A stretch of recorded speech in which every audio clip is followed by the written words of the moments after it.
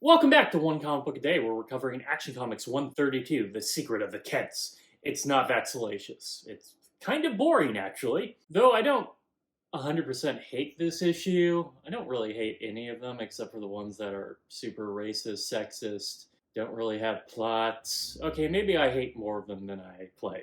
But in a weird way, this is not much of a story, as it seems to change every few pages because there's just so much information being thrown at us, because it is a mystery story. And like I've complained multiple times with Superman mystery stories, it's like trying to tell an episode of Columbo in 10 minutes because they only have 14 pages, which ends up being the massive detriment to this, as we don't get a lot of clues or suspects to really build on, and the ones we do have we only see for a second. So someone is murdering the Kents, and these are the Kents that Clark is related to through his adoption. Not like the Four Kents. I can't remember if there was another part of that title where it was a Kent family reunion. It was just not Clark's Kents.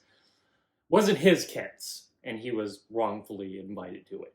These are Kents he's actually related to, and they're dying off, and there has to be a reason for it, or, someone just wants to kill the Kents.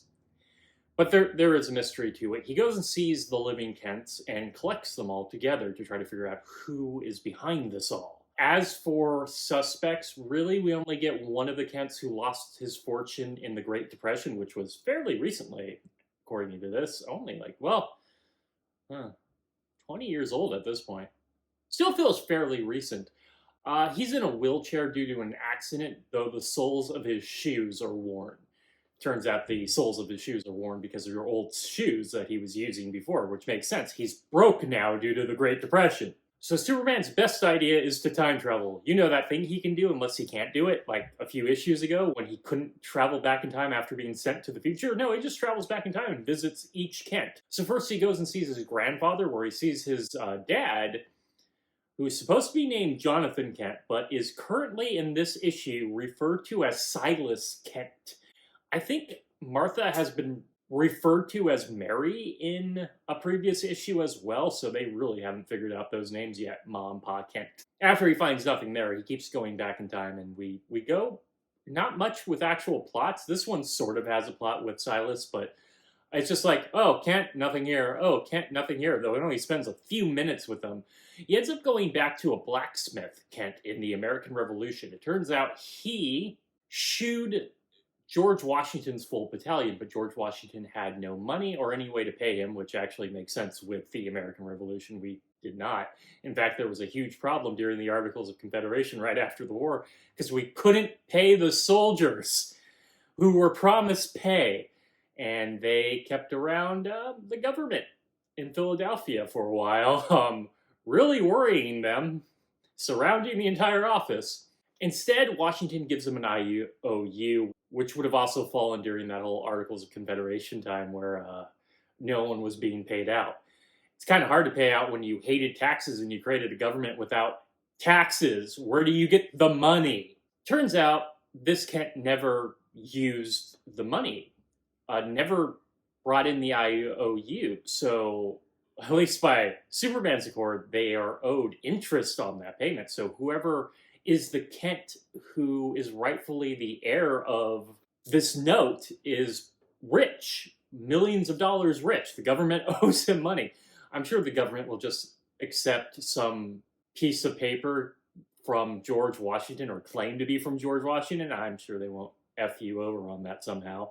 Superman needs this paper to exist, so his whole plan is that at this time, he writes a message in a waterfall that's going to be revealed as soon as he comes back. How does he know this? Well, he's Superman. He can do whatever the hell he wants. Make up anything. He'll roll a natural 20. The DM has to go with it.